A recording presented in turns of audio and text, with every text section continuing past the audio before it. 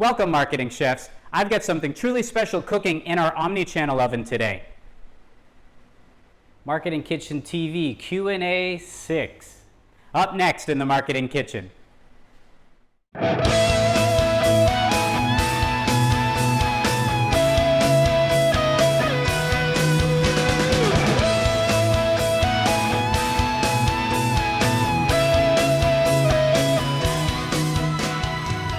Welcome to the kitchen, the Marketing Kitchen. Hi, I'm Ron Vining, your host of Marketing Kitchen TV.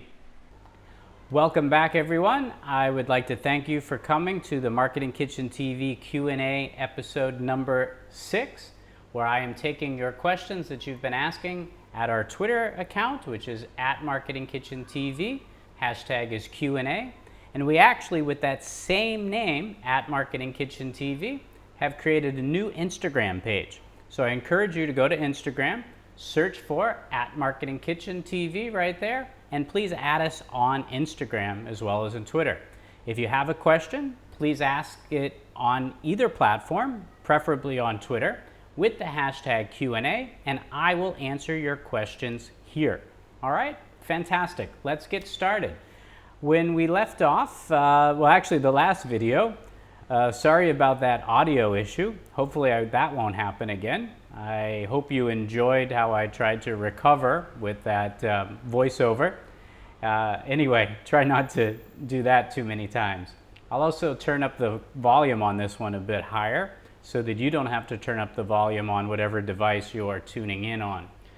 All right, we left off with Cassidy, and we will pick up with Cassidy and her question here, which asks, informative article using the S.M.A.R.T way is a good tool for marketers and businesses to be successful. To play devil's advocate, you sound like my stepfather, what are some ways that S.M.A.R.T can hinder success? That's an interesting question, and for those of you that don't remember what S.M.A.R.T is off of the top of your head, what's that? Because I'm not so smart myself. It's, let's see, what is that? Success, measure, accountable, the rate, right, of return, time, or no, relevancy, right, and time. Anyway, everybody has a different acronym for that, depending upon what industry you're in and how you want to apply that. But basically what, yeah, SMART, measurable, achievable, relevant, and time-bound. Yep, I think that's what it is.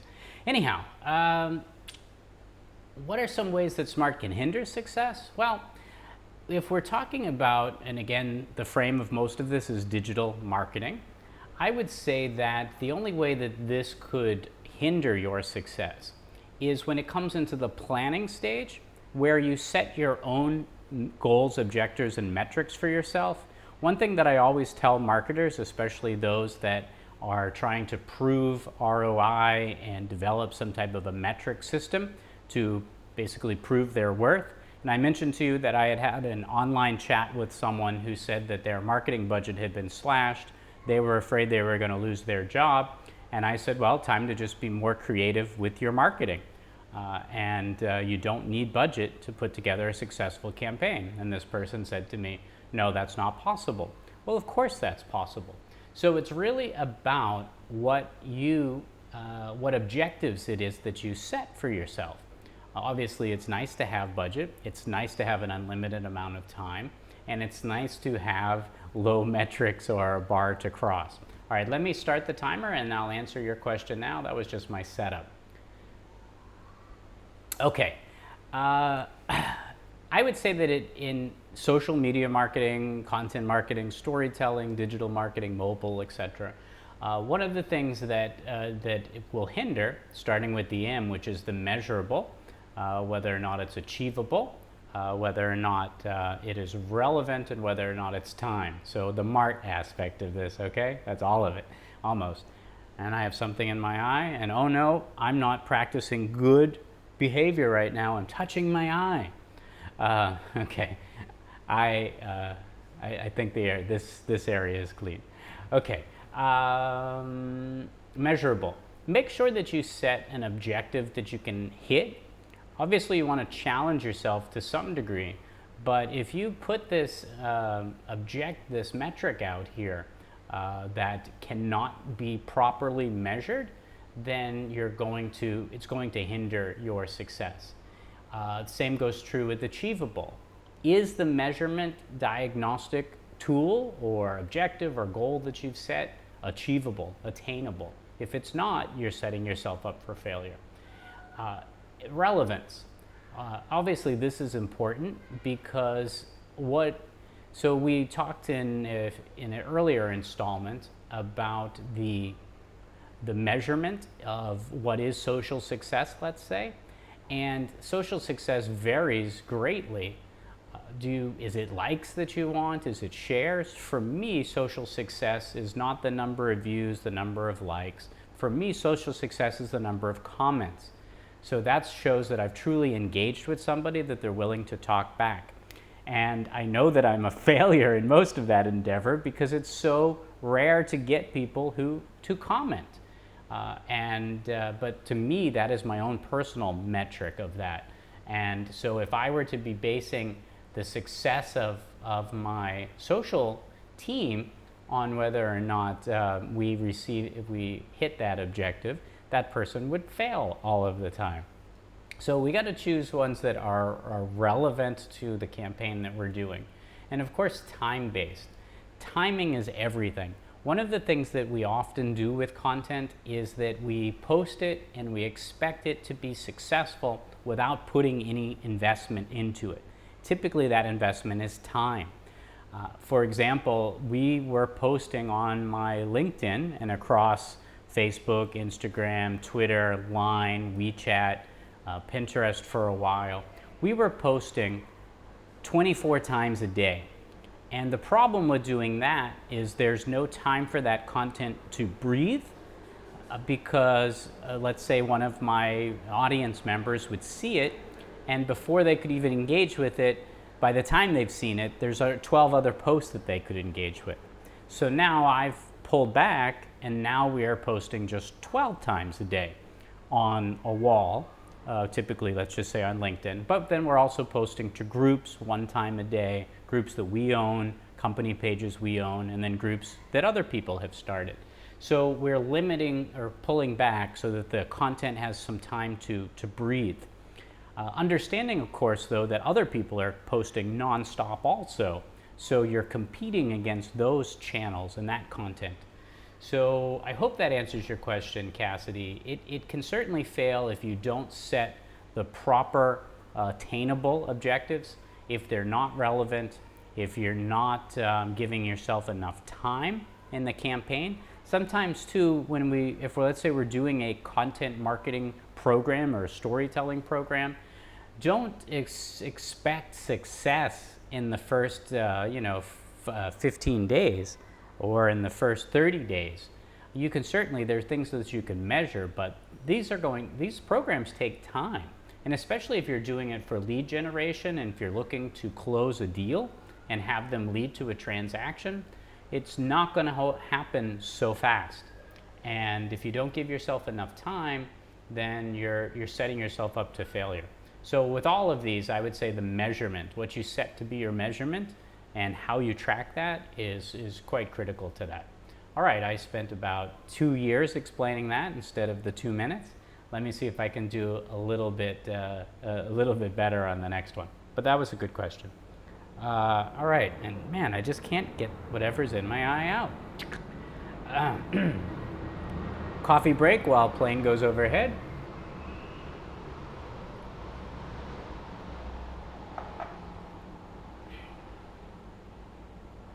All right, Henrique Eduardo, you asked the following: how can going viral through social media be a vital, creative, and essential way to use a real-time planning approach to digital marketing?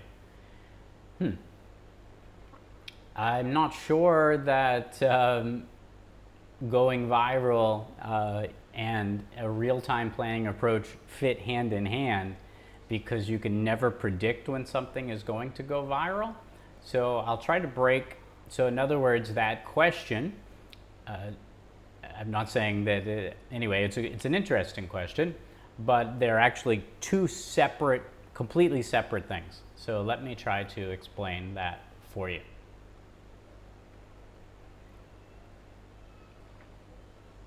All right, the first part, how can going viral through social be a vital, creative, and essential way to use real-time planning approach?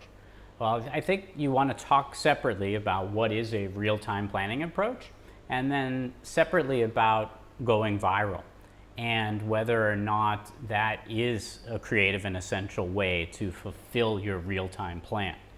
So when we talk about something going viral, the idea, well, kind of like the spread of, so you would hope that your posts are as successful as the COVID-19 virus is, right? Where it catches on, one person sees it, they share it with the next, who shares it with the next, who shares it with the next, and then everyone in the globe has watched your video, read your post, commented on it, engaged with it, and everyone in the world's now trying to shut it down because it was the most successful post in history. That does not happen typically or on an organic basis. So whether it's the blue dress, the pink dress, or whatever that was, or the shoes, or any of those things that just become an overnight sensation actually didn't happen overnight. And all of the instances that I can think of where something all of a sudden became a phenom online was due to the fact that an agency typically pushed that content. So that blue dress, white dress, or whatever that was, where the girl had asked about wanting to, what color should she wear to the wedding, or however, anyway, a couple of years ago. She actually was a recording artist. She was not famous at the time, but she had an agent, and her manager or agent actually saw her post asking, well, what color do you see? What should I wear?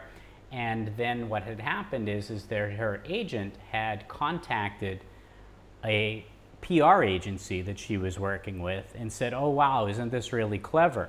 The PR agency then contacted BuzzFeed, talked to them about it. They then ran a story on it, and then the agent, the manager, put some money behind it and did some promoted posting. And then within a couple of weeks, this suddenly overnight sensation blew up. So it was not organic, and it didn't happen overnight. And going viral does not happen without the right resources. So that could be in the form of influencers, or resources in terms of dollars paying for promoted or sponsored posts so that your content is seen by a much wider audience. And so obviously there's some creativity that needs to go into building that asset first, whether that asset being a meme, being a video, being a blog, being a spec sheet, being somebody's on Twitch, their game video, whatever that might be, even a nonsense TikTok dancing video. So if you don't put money behind it, if you don't have some influencers talking about it, it's not going to blow up just on its own. Now, as far as real-time planning approach goes, again, I'm having a hard time putting the two of these together, because what you would do is that you would build that asset, line up the influencer and the channels, and have the budget ready to promote it, and then you would develop a strategy by which if A, B, if C, D, and right, so you would develop a contingency plan for how to deal with the situation as it broke, as it evolved, right? So anyway, I hope that answers your question, and I hope I'm on the same level. Maybe sometimes when you read something, maybe I'm missing what you were asking, but I think that's what it was. And so, yeah, I think we got that one covered. If not, let me know in the comments below. Okay, next up. All right. Aaron asks, will the omni-channel approach in 2020 create more loyal customers or one-time customers? Will the omni-channel approach in 2020 create more loyal customers or one-time customers? All right.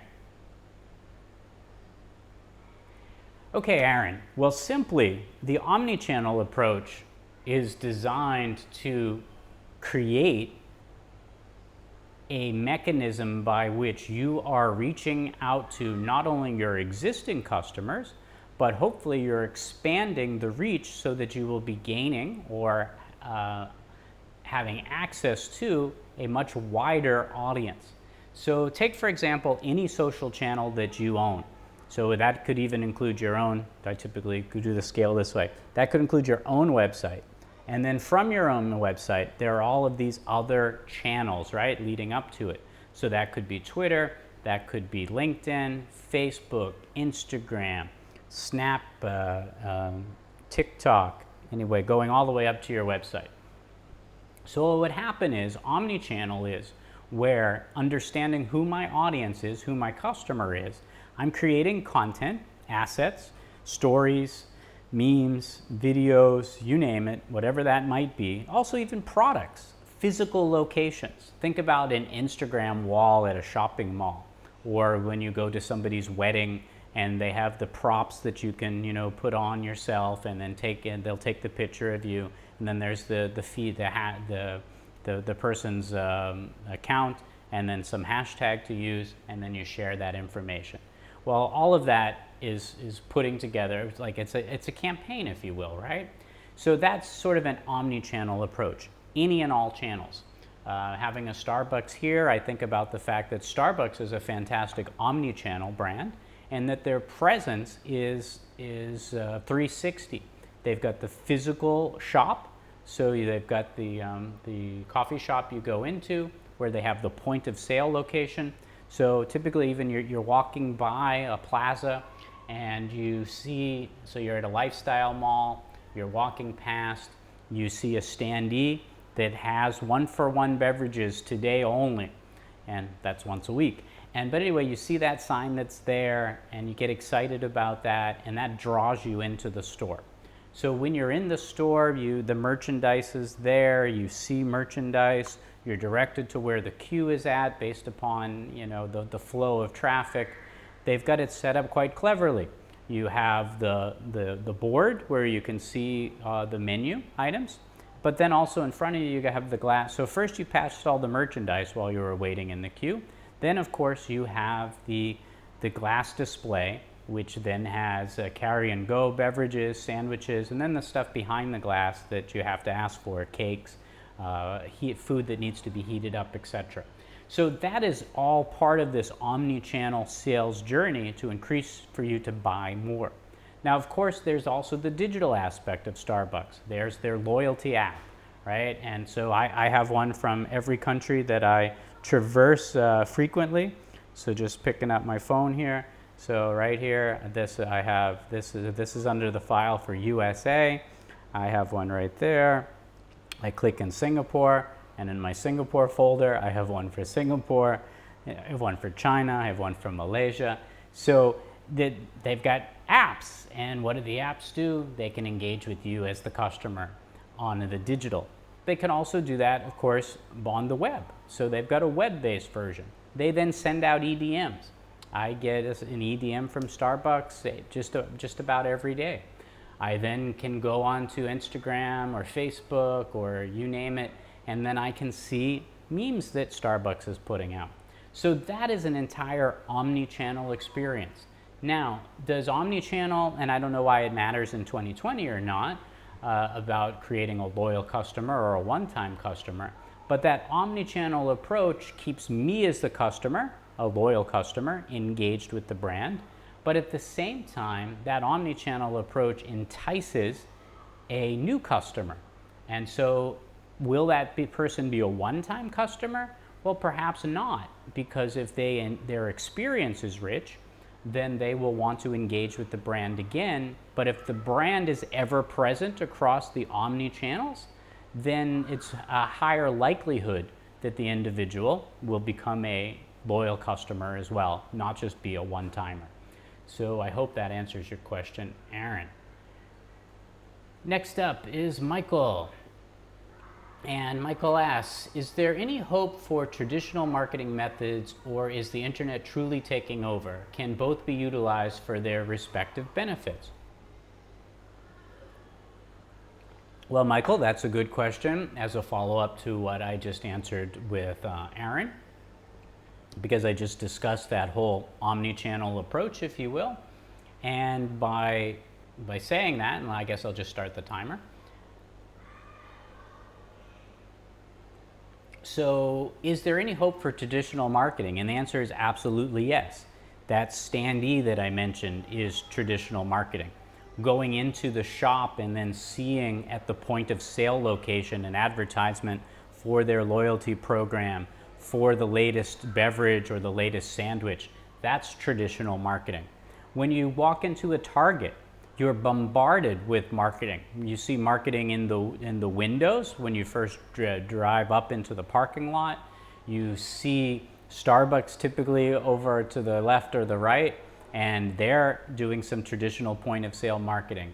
As you're going up and down the aisles, the products that are in the end cap displays is making use of, that's called shopper marketing tactics, but that is typically a traditional marketing method.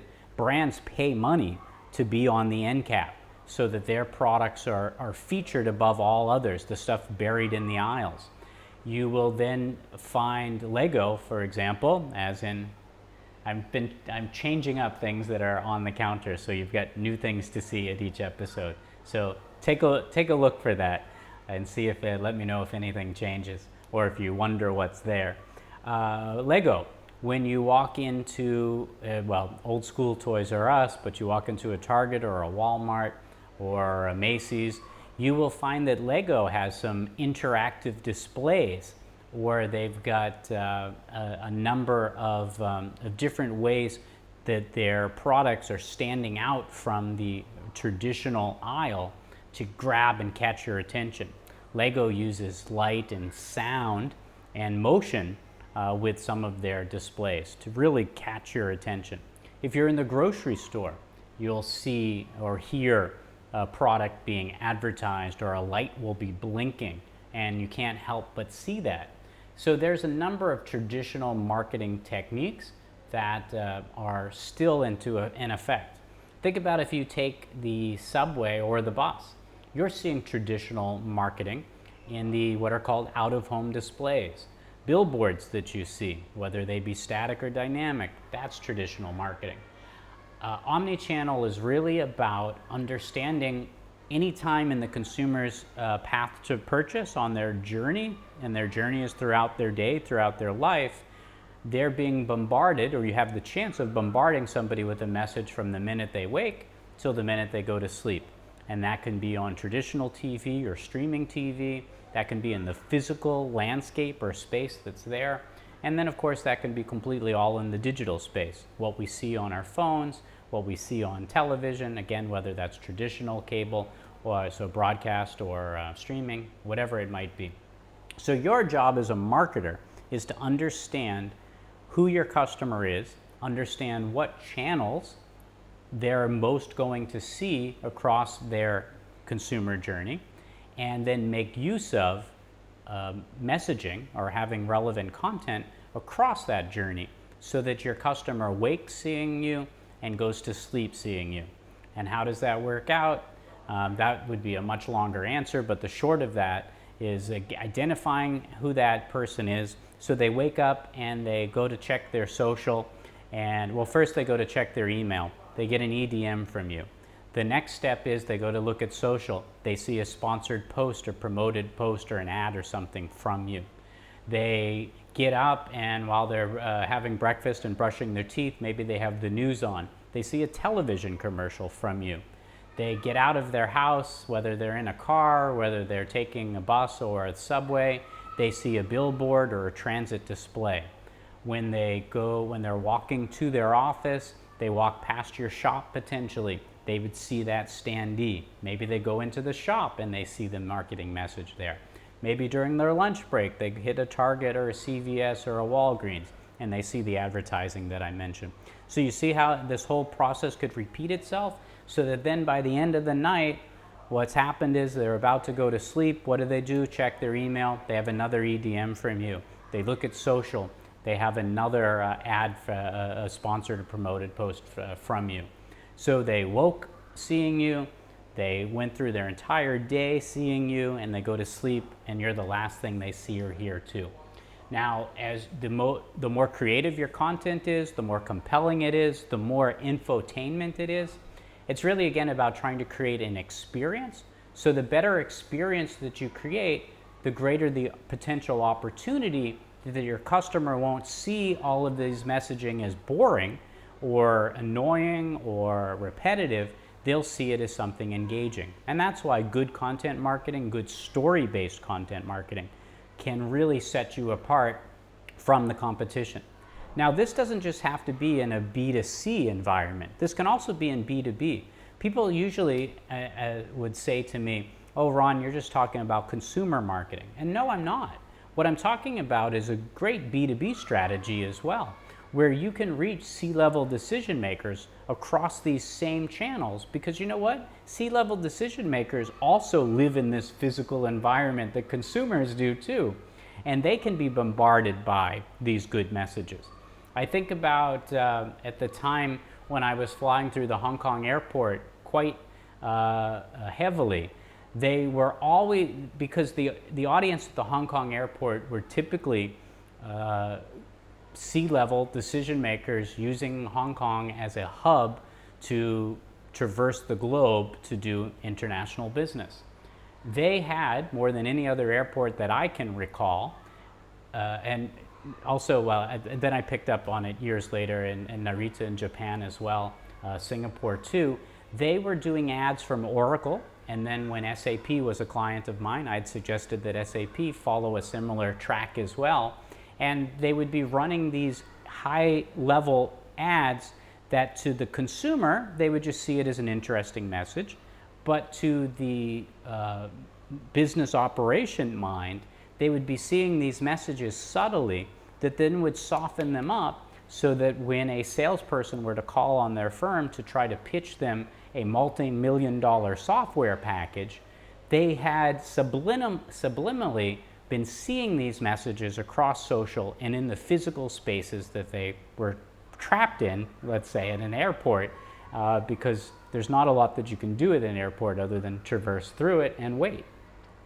So yeah, so both traditional and digital can be used in an omni-channel approach to really engage the customer at all levels. And anybody who just relies strictly on digital or social or the internet to market, I think is a fool. Again, provided that they know where their audience is. Now, for myself, it would be silly for any of my businesses to do that traditional piece, because that's not, well, maybe it's not, but budget's an issue too, right? I don't have money to put an ad in the Wall Street Journal, but if I did, it would probably have greater success than running an ad potentially on Facebook. And the reason why?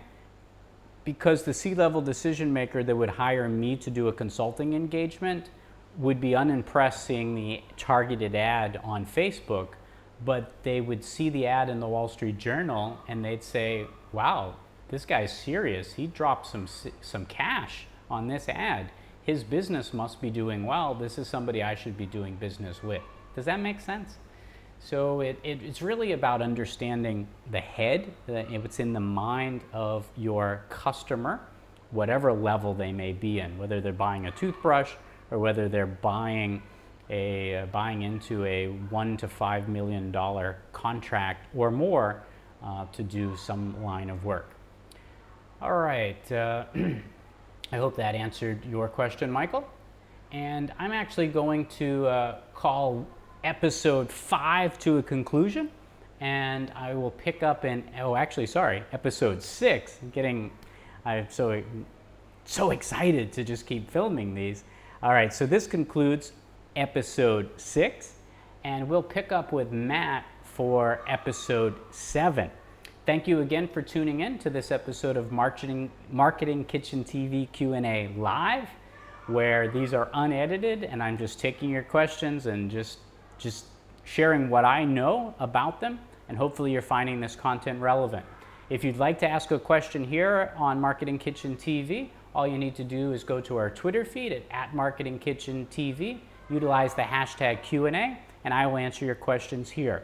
I look forward to, make sure you up here it says please subscribe and please like. I need to grow this channel, so by your subscribing, by your liking, by your commenting on these videos, as well as sharing them with your family and friends, I can grow this channel and we can do more fun and exciting things with it.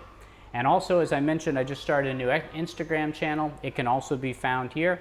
Love to pick up some followers there as well. All right, I will see you again in our next episode.